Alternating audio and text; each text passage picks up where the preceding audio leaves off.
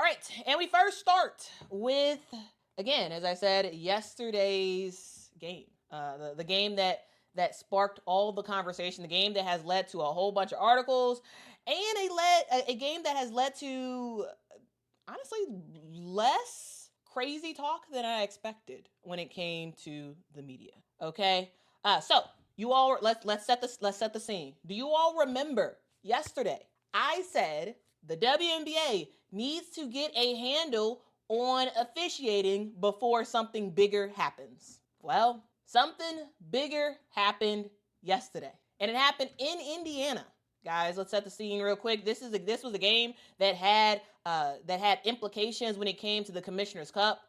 If the Indiana Fever won and the Atlanta Dream lost, and the point differential, the Indiana Fever could end up being in the finals for the Commissioner's Cup. So this game had a lot of stuff riding on it. A whole lot of stuff riding on it.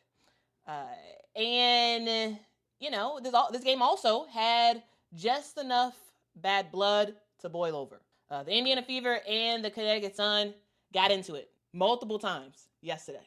So we're going to talk through what went down and how the referees completely lost control of another WNBA game. So to really set the scene as we get into this talk,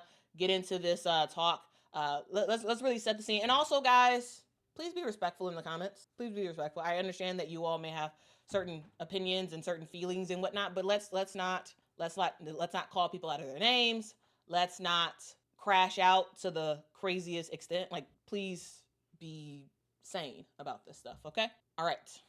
So here's the deal. This game was not just any other game. This was a game that was important. Again, as I just talked about, it had the Commissioner's Cup implications. Also, the Fever, they just lost to the Sun. Connecticut is a bad team, and the Connecticut Sun ended up beating the Indiana Fever a couple of games ago. Now, of course, Caitlin was not playing in that game, and so that makes it a little bit more understandable that the Connecticut Sun ended up slightly or actually beating the Indiana Fever, but it wasn't by that large of a margin, but it still is a big deal. The Indiana Fever wanted some revenge on their home court, and this one was also pretty personal as well, right? This game was also pretty personal because this was a return of the old Big Ten rivalry between Caitlin Clark and J.C. Sheldon. Caitlin Clark played for Iowa. J.C. Sheldon played for Ohio State. And for 4 years, these players went back and forth. J.C. was known as one of the best defenders in the Big Ten. And her job, whenever Ohio State played Iowa, was to guard Caitlin Clark. A very impossible task. But, a gritty one, a tough one, a physical one. So, yeah. There's absolutely history. There's absolutely lore between J.C. Sheldon and Caitlin Clark. So, with that being said, also, guys, you all remember when Caitlin ended up dropping J.C. last year, and like that photo still lives on today. It's still a thing, right? You get what I'm saying? Like this is a matchup that, yes, mattered in terms of the Commissioner's Cup. Yes, her J.C. Sheldon's job was to lock Caitlin down. Of course, you actually can't really lock Caitlin Clark down because she's Caitlin Clark and she's gonna get her shots off.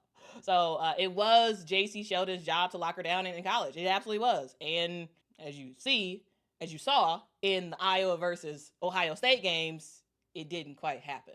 But she tried her best. That was her job, to lock her down. But anyway, let's go through this. So let's go through the actual game that happened. But I just wanted to just start off with just sort of setting the scene that there is some history. There's some significant history between these two players. Okay, so we go into incident one. Now, guys, I am going to ignore the individual foul calls, and I'm going to focus on text and flagrants. Okay, that's what we're doing in this conversation. Now we can absolutely have a separate conversation just about the number of foul calls that were not called. So if you're like, oh, she's ignoring all the fouls, I am, because it is going to take forever to go through all the fouls that should have been called, because yeah, there's a lot.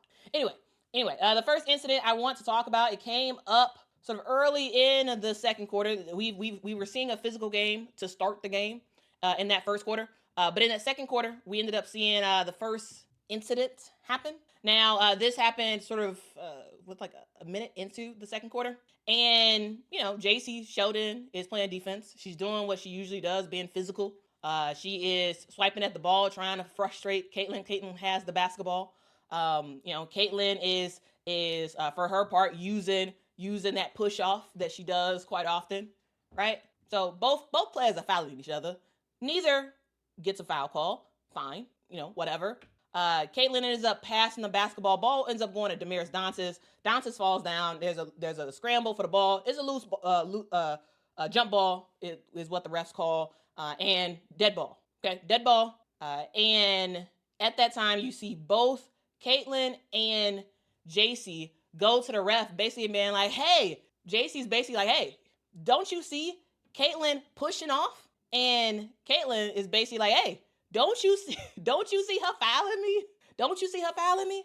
You know, so that happens, and the ref is like, whatever. And we see them two turn to each other and get into it with each other. They're just jawing at each other. And then Caitlin does a slight push to JC Sheldon. And Marina Mabry sees that and is like, okay, well, I'm going to do a slight shove to you too. Hello to you, Caitlin Clark. Because Marina's like, hey, you're not going to touch my teammate like that. And so this was all happening in a dead ball situation, guys. This was happening in a dead ball situation. The referees could have called something and de-escalated. Now I'm gonna at the end, I'm gonna walk through the steps I think the refs should have taken. But I'm just walking through the facts as we see them, as we saw them yesterday. The refs could have de-escalated the situation then, but nothing was called. Nothing was called. All right. So dead ball.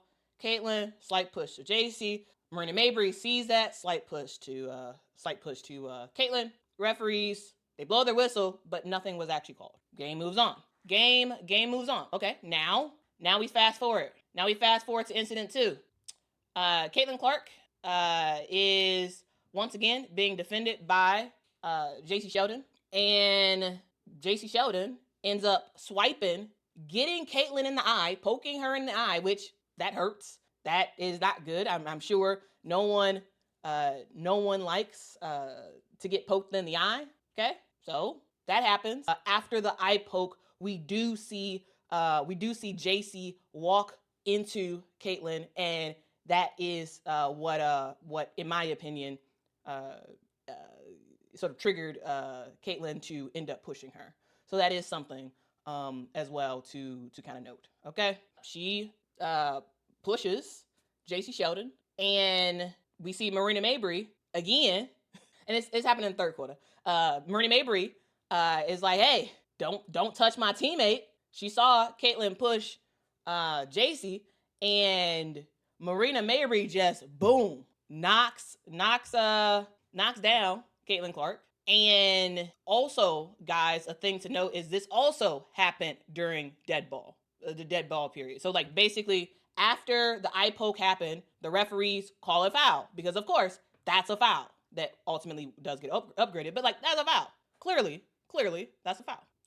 And during that dead ball is when Caitlin shoved JC Sheldon, and we end up seeing Marina Mabry take exception to that and shove Caitlin. After that happened, the referees end up reviewing. They end up going to the monitors for a long time. And, you know, what do they come up with? Well, they say flagrant 1 on JC Sheldon for the eye poke. They got a tech on Caitlin for the shove. They got a tech on Marina Mabry for her shove as well. And for Tina Charles, she got a tech as well. And again, what happens when you don't properly handle situations? Things escalate. And things escalated yesterday. All right, let's continue on.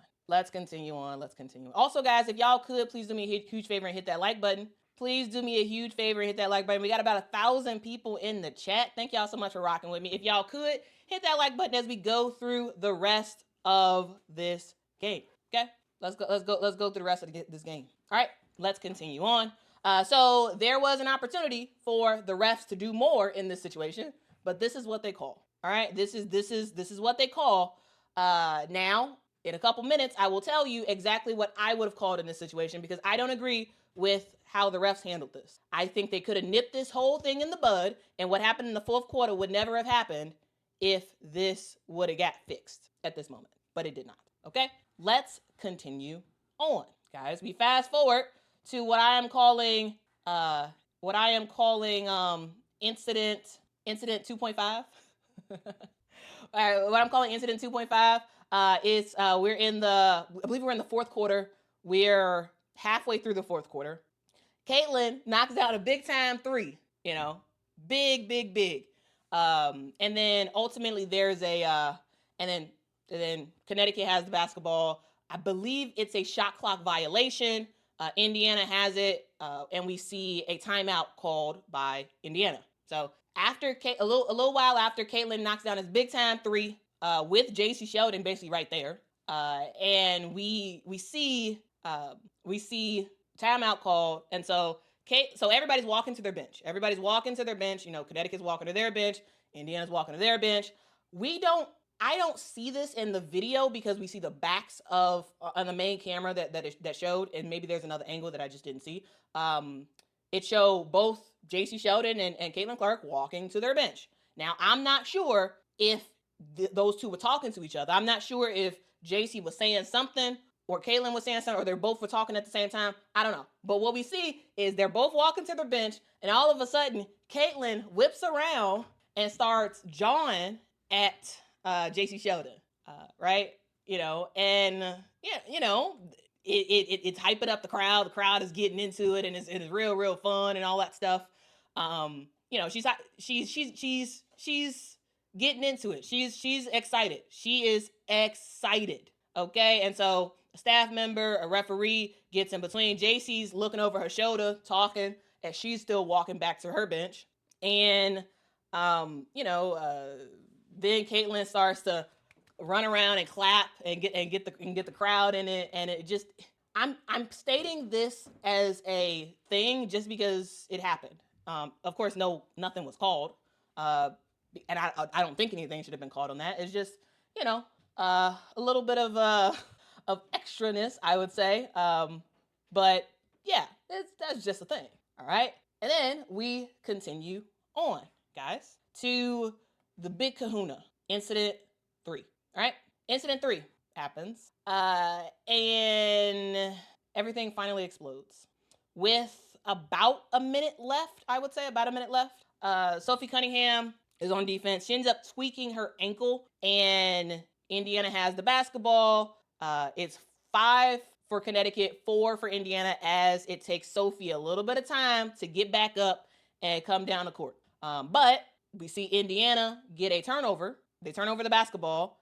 JC Sheldon has the ball. She's leading the fast break.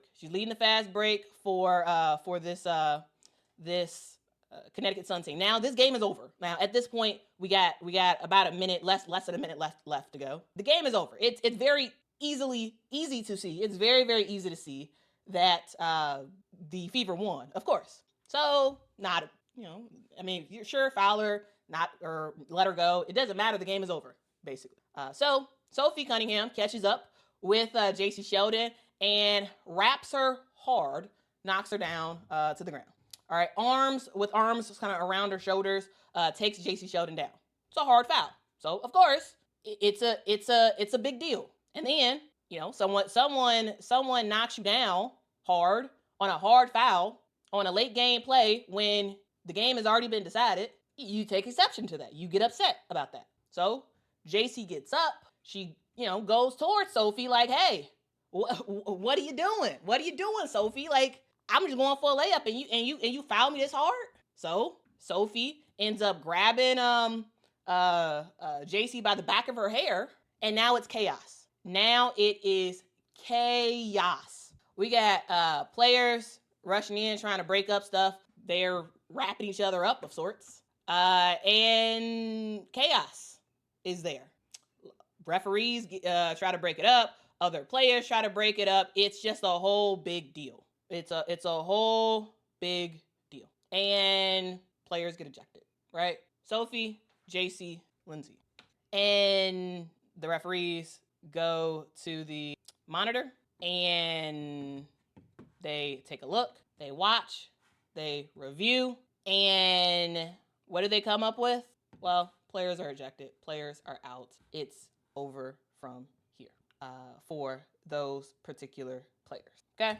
I'm seeing people saying that that Lindsay was attacking Sophie, and it seemed like she was just trying to break it up. Like it didn't seem like she was actually trying to be malicious. She saw Sophie trying to go towards JC, and she was like, okay, wait, calm down.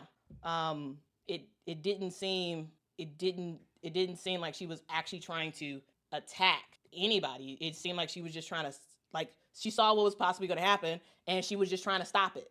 Like it didn't seem like of course her hands were high because she's trying to stop it. But I don't think that Lindsay was going towards Sophie's neck at all. Did she make contact to Sophie's upper body? Absolutely. I don't think that Lindsay was trying to do anything other than stop the situation. She was in the wrong spot. She saw what was about to happen, and she was like, hey, calm down. But yeah, I mean, you all may disagree, but that's fine. But yeah, I don't think Lindsay Allen intended to do anything. But at the end of the day, those players get ejected. All right? All 3 of those players ejected. So, with all of that being said, here's how this game should have been officiated, in my opinion. Here's how the game should have been officiated. Now, of course, call actual fouls. Like, call stuff when it happens in real time. And if you call stuff, then you're going to not have stuff escalate. So, but if you are going to ignore fouls, at least call the bigger things. And the problem was the refs didn't call the bigger things. So, in my opinion, this is how the game should have been officiated in terms of the bigger call. Okay, in the second quarter, in that dead ball situation, when Caitlin did that shove to I'm gonna say light push because that's basically what it was. Light push to JC Sheldon, and then Marina Mabry did that light push to Caitlin Clark. That, I'm not talking about the third quarter. I'm talking about the second quarter when both of those players did a slight push to each other. A slight push, right? In my opinion, we should have seen at that moment, because it was a dead ball situation, there should have been text on both Caitlin and Marina for those pushes. If you would have, you already saw these players was amped up. Dead ball situation, 2 players shove each other, or two players get shoved. So can we all agree that if you are shoving somebody in a dead ball situation, that should be tech. Simple tech. Move on. Okay? We go to the third quarter. That whole situation with the eye poke, that was deserving of a flagrant 1. No problem with that. That was a flagrant 1. Absolutely. However, Caitlin does another shove to JC Sheldon, which should have gotten a tech, in my opinion.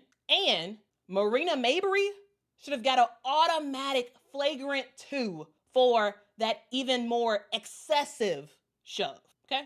And Marina Mabry should have automatically been ejected from the game. She, at that point, in the ideal world, she would have already had 1 tech. I mean, flagrant 2 is automatic ejection anyway, but like still. Marina Mabry should not have played after that third quarter. She should have gotten ejected. Boom. Out the door. You're out, Marina. You're out. Because that was not warranted and super, super excessive. Okay?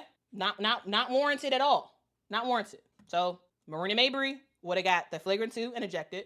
And because of that additional push after she got poked in the eye, so of course, you upset you got poked in the eye. Of course, it makes sense. It should have been a tech. And that would have been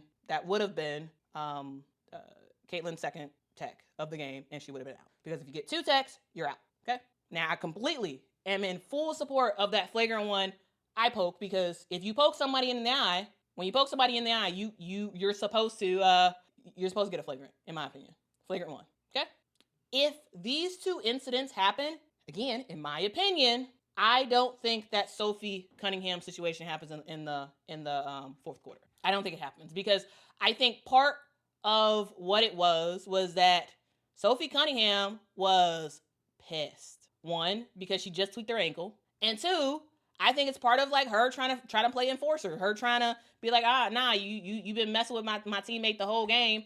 I'm about to stand up for her or whatever. But I do think that if players would have seen that there are real consequences, then stuff would have happened. Okay, stuff would not have happened the way it did. All right. Calix says, how is someone not allowed to react to an eye poke? React to an eye poke, absolutely. Now, of course, should Caitlyn be upset? Absolutely. I'd be upset too. And I might also be like, what are you doing? Why you do that for?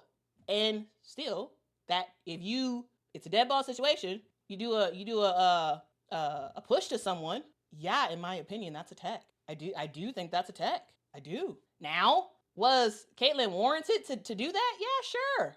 Because it's natural. But also, just because it's a natural reaction, the refs still have to call it like they should call it. So yeah. Now, if you wanted to escalate that call on JC Sheldon and give her a little bit more, sure, that's fine too.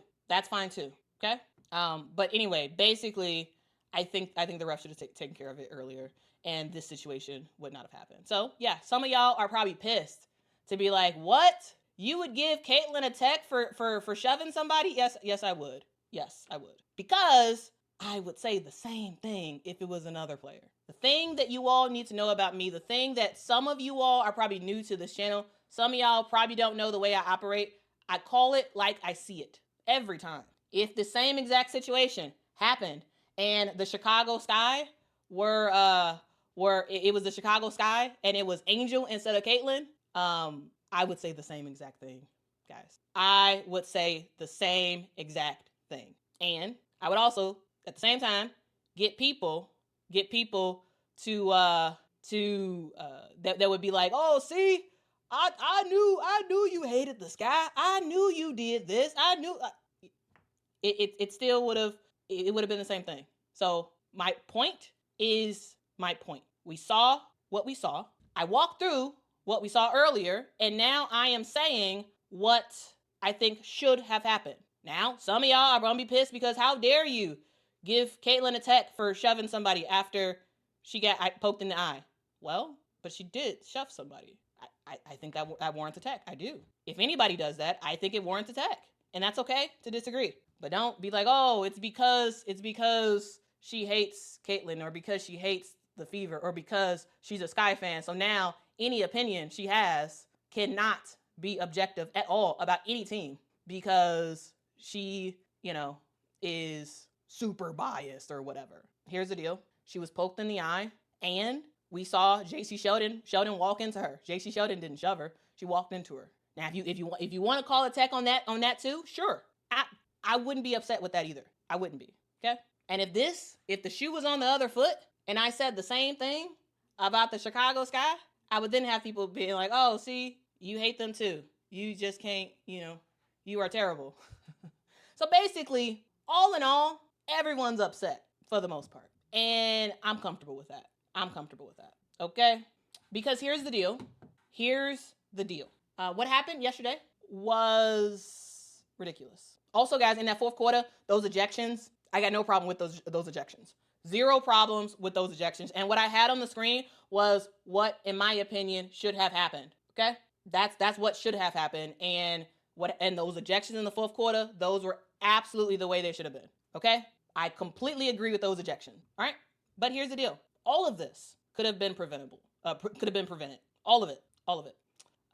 It would have been prevented if the refs would have set the tone earlier. Here's the deal. The Fever won the game. That should be the conversation. They are headed to the Commissioner's Cup final, which is an amazing accomplishment. That should be the story. The fact that a team that did they 1-9? Didn't they go 1-9 last year to start the season? A team that was horrible at the start of last season is now going to be in the Commissioner's Cup. That's the story. That is exciting. That is huge. That should be the conversation. The storyline should be how the Indiana Fever was able to turn around a franchise just like that. And the story should also be Caitlin Clark and the fantastic game she had yesterday, right? That's what it should be about. But instead, the conversation is about chaos. It's about players shoving each other. It's about players getting ejected. It's about just insanity on the court. That's the conversation. And yet again, the referees are back in the spotlight, and we're talking about how the refs let this game spiral out of control. This was a game of emotions that were already kind of hot to start this game. You already saw it in the first quarter. And as the game went on, it escalated and escalated and escalated and escalated and escalated to the point where it was boiling over, guys. This is a game that should not have happened the way it happened. But the reason why it happened the way it did is because the officials failed to manage a game with obvious tension. Obvious. I said it yesterday. We talked about it yesterday. And people were like, oh, see, you're only saying this because Angel got her hair pulled and whatnot. I was anticipating something like this happening. Because when the referees fail to control a game, players will control it for them. Do you blame Sophie Cunningham for doing what she did? Do you blame her? Because she's coming to the defense of her teammate, being like, you know what? Marina Mabry shoved Caitlin twice, right? JC poked her in the eye, and JC been playing physical all game. The refs didn't nip it in the bud. And so Sophie's like, hey, my ankle hurt and I just hurt my ankle. Let my speculation on this. It seems like Sophie's like, you know what? Nah, get out of here. I'm gonna take up for my teammate. Do you blame her? The reason why she did what she did is because the referees didn't take care of the game. If they would have took care of it, that would have helped to kind of nip it in the bud, right? But you didn't do it. And if you call those texts on Marina and Caitlin in that second quarter, maybe not. That third quarter incident happened. You have to set the tone early as the refs. You have to do it. And if you don't, the players will do it for you. And at the end of the day, the players will do whatever you allow them to do. And you allow that to take place. And here's the deal.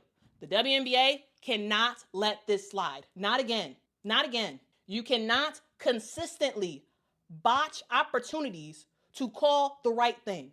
Now, yes, absolutely. There's foul calls and foul calls do not get called, right? We're not talking about foul calls. We're talking about stuff that should have been called in terms of text and flagrants. Marina Mabry should not have played after that third quarter, in my opinion. She shouldn't have.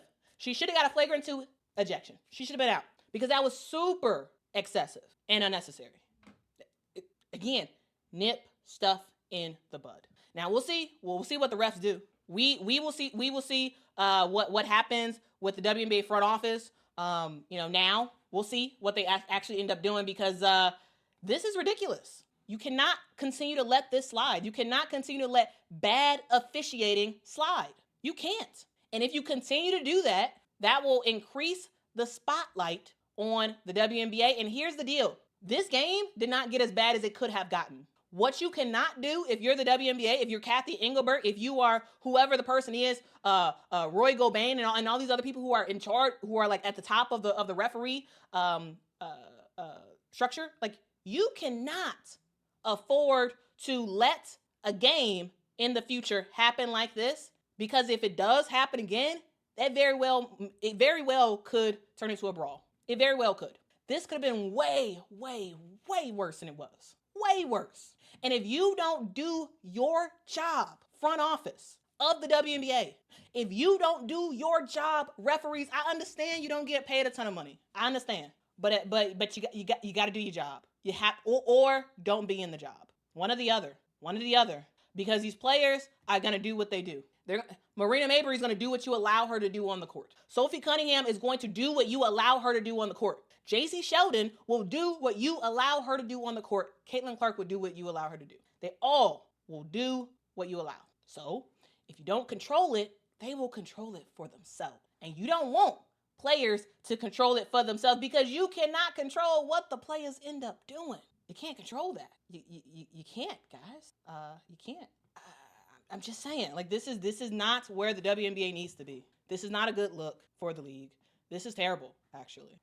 This is absolutely terrible for the WNBA. It is. Now, after the game, we're gonna get to your comments in just a second. I just want to give even more context to this whole thing, and I understand some of y'all are like pissed, like, oh, how could Quita say what we didn't like her? We don't want her saying. How could she have a opinion that differs from mine? How could that happen? Well, it is what it is. But I do want to leave with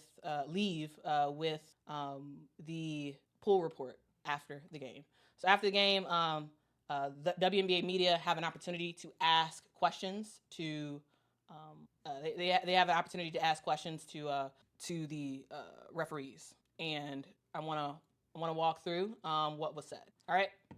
So here is the pool report, and I just want to read out what it said. So it said, why was J.C. Sheldon's foul upgraded to a flagrant 1? That was for the eye poke. So they're asking, why was it upgraded? Well, Ashley Gloss ended up saying, she was a crew chief yesterday, and she ended up saying, in the judgment of the officials, the foul by Sheldon was unnecessary. The contact to Caitlin Clark's face. Furthermore, there was a windup and impact, and the contact to the face carries a potential for injury. So 0 issues with that. That was absolutely a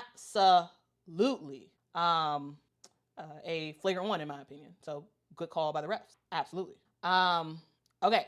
Question number 2. What went into deciding Marina Mabrey should get a technical instead of something more severe like an injection? That's when that was in the third quarter when Marina did that significant shove to Caitlin Clark. And Ashley Gloss says the contact made by Marina did not rise to the level of an ejection. Additionally, it did not meet the criteria for a flagrant foul penalty 2. Well, in my opinion, it did. Now, of course, the referees disagree with that, and they're saying, hey, this does not fit flagrant foul 2, right? And if some of y'all are wondering, what is a flagrant 2? Well, a flagrant 2 is listed as unnecessary and excessive contact. In my opinion, what Marina did in that third quarter was unnecessary and it was excessive. So, to me, it does easily fit the definition. It easily fits the definition of a flagrant 2. But the referees disagree, so it is what it is. All right, let me move on to the third question. It says, why did Caitlin Clark get a technical foul? And they say, after the foul by Sheldon, Clark reacted in an unsportsmanlike manner towards Sheldon. Okay. And that happened in the third quarter. Also, she did the same exact thing in the second quarter, and the refs didn't call that a tech. So that's a little bit of a confusion as to like what's going on there. Okay. All right. And we have some more questions to finish us off with. All right. It says, why did Tina Charles get a technical foul? It says Tina runs towards Caitlin Clark in an unsportsmanlike manner and taunts her. I really don't think Tina Charles was taunting. I really, really don't think Tina Charles was taunting Caitlin. I don't mind that tech because sometimes you're just in the wrong place at the wrong time. You're in the wrong place at the wrong time. And it is what it is. So I don't mind that tech, but I also don't think that Tina Charles was trying to taunt anybody. I don't. I think she was just trying to de-escalate. But again, I don't mind the tech. But yeah, I don't think she was. I don't think she was taunting or trying to be unsportsmanlike. Because I don't think that's just not who Tina Charles is. Especially like this version of Tina Charles, this sort of like seasoned vet version of her. But again, I don't mind the tech, but I don't think she did anything intentionally. Okay. We also have the final question. Says in the fourth quarter, why was Sophie's Cunningham's foul upgraded to a flagrant 2? Flagrant 2. Says We felt that a contact by Cunningham was unnecessary and excessive. It was unnecessary and excessive, so good call, refs. And then the final question was, why did Sheldon and Lindsay Allen get assessed technicals for fighting? Says the altercation that occurred after the foul by Sophie, we ruled it as a fight. Sheldon and Lindsay Allen were both escalators in that altercation, and therefore they were ejected for fighting. So again, I don't think that Lindsay Allen was actually trying to fight. But again, as I said earlier, I don't mind the ejection. I don't. I think that's totally fine, right? I think that's totally fine. I have no qualms, no issues with the ejections of either Sophie, JC, or Lindsay. Even though I don't think that she was trying to go after Sophie in a malicious way.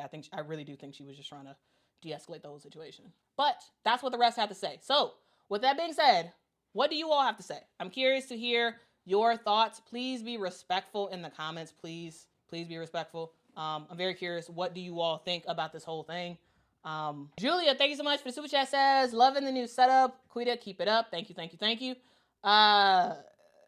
GDM says, I wonder, thank you for the super chat, says, I wonder why, how mainstream media will label Mabry and Sheldon, if they will label them as thugs, like they did with Kennedy and Angel. I loved the game.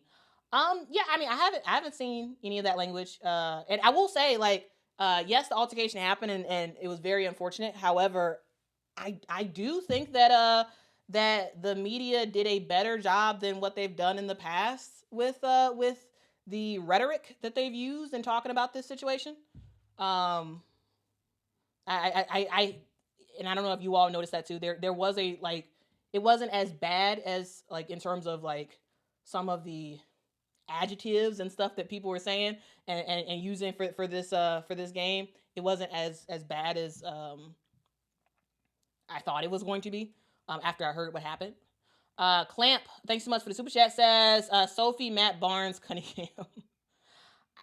I mean, I know who Matt Barnes is. I don't know the exact reference to that. Ghost, thank you so much for the super chat, says, your take on Sheldon bodying Caitlin Clark after the eye poke.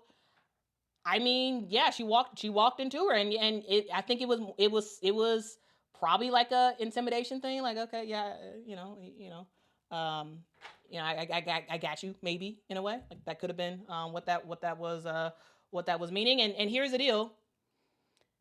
I would not have had a problem if, for that little, and it wasn't much, but still, remember, it's a heightened thing. I wouldn't have been upset if the refs would have called a tech on that too. I wouldn't have been upset.